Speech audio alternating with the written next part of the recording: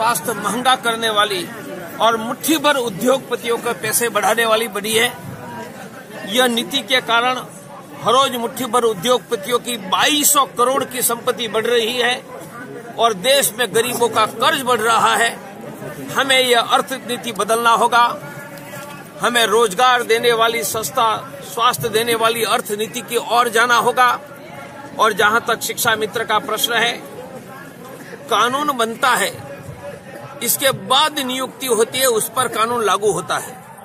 कानून बनने के 10 साल पहले जिनकी नियुक्ति हुई, उन पर कोई कानून पुराना नया लग नहीं सकता है और उसके अनुसार ये शिक्षा मित्र को न्याय दे सकते हैं।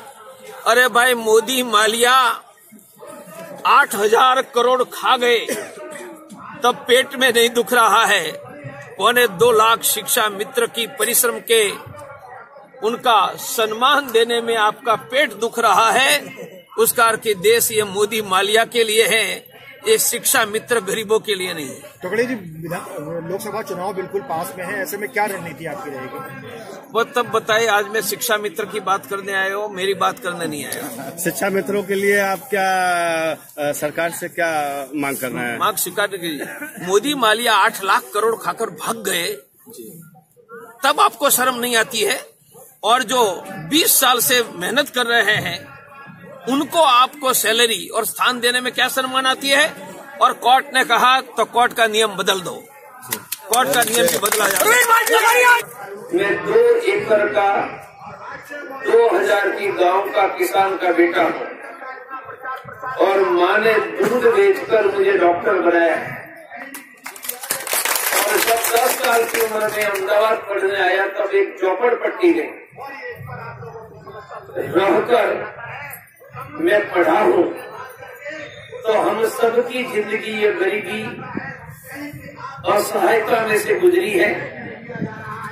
आपकी आज भी गुजर रही है। मैं चाहूंगा कि देश में कोई भूखा न रहे, कोई बिना रोजगार न रहे, शिक्षा स्वास्थ्य बिना न रहे। यह देश में तो 9 लोगों की संपत्ति, सिर्फ 9 लोगों की संपत्ति यह देश के 62 करोड़ लोगों जितनी है। मानी 62 करोड़ की जो संपत्ति है वह 9 लोगों के पास है। यह भारत सत्ता में बैठे हुए बेईमानों ने बनाया है और ये 30 साल में बनाया, 1990 के बाद। 65 करोड़ की संपत्ति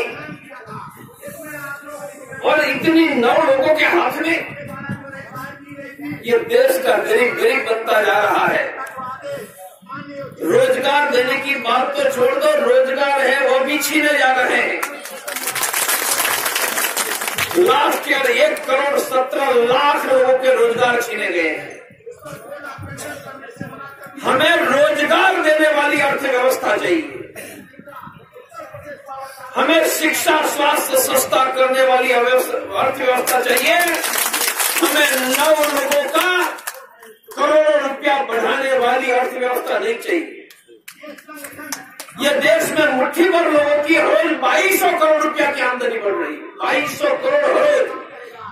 आप तो 30,000 40,000 के लिए रो रहे हो, वहां हर रोज 2200 करोड़ की हर रोज। 18 में से अमृत इस जंगल में एक एक कीट को गिन रही हूँ, जो मैंने पूरे विश्व से आह्वान किया। आज पूरा विश्व समर्पित हुआ और पूरा विश्व मेरे साथ खड़ा हो गया। मैं गौरव इसलिए करूंगी कि आपने कम से कम इतनी को पहचान की, एक बेटी सच की पेट की रोटी की आग, और पेट की रोटी की आग कोई आज तक रोक नहीं पाया है। जिस शासन ने या जिस शासक ने अध्यापक बंधु का अपमान किया या पेट की रोटी का कहीं से रोकने का काम किया, उसका तो कहीं न कहीं ईश्वर ऐसा बंटाधार करते हैं कि उसको अहंकार में बाद में समझ में आता है कि उसने किया क्या। संघर्ष करो, संघर्ष करो, संघर्ष करो। जब मैं मुख्यमंत्री जी से मिली तब भी मैंने यही चीज कहा कि अरे महात्मा जी, आपके संत और महात्मा है, आपके शासन काल में आपकी प्रजा मौत के मुंह में जा रही है। 1000 लाशें हमारे घरों में होती है। महाराज जी, कम से कम इतना तो दया भाव कर लीजिए, ये बच्चे आपके मौत के मुंह में न जाए। जब त्वरित विकल्प निकालते हैं और आज तक अभी तक कोई त्वरित विकल्प नहीं है। टीटी क्या थी? टीटी जब हमें देना ही था तो हमारे लिए सिस्टम अलग था।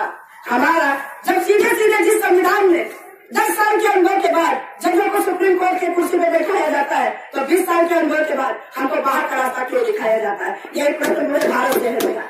जिस संविधान को लेकर के, जिस न्याय को लेकर के लोग कर रहे हैं, उसी न्याय की बात मैं पूछती हूँ कि इन बेटियों के साथ आपने अन्याय किया क्यों? क्या ये बेटियां आपका गौरव नहीं बढ़ा रही थी? जिस बेटी को बेटी बचाओ बेटी पढ़ाओ का नारा दे करके आप गौरव बढ़ाते थे अपना, आज वही बेटियां तो बेटी रोटी मांग रही है।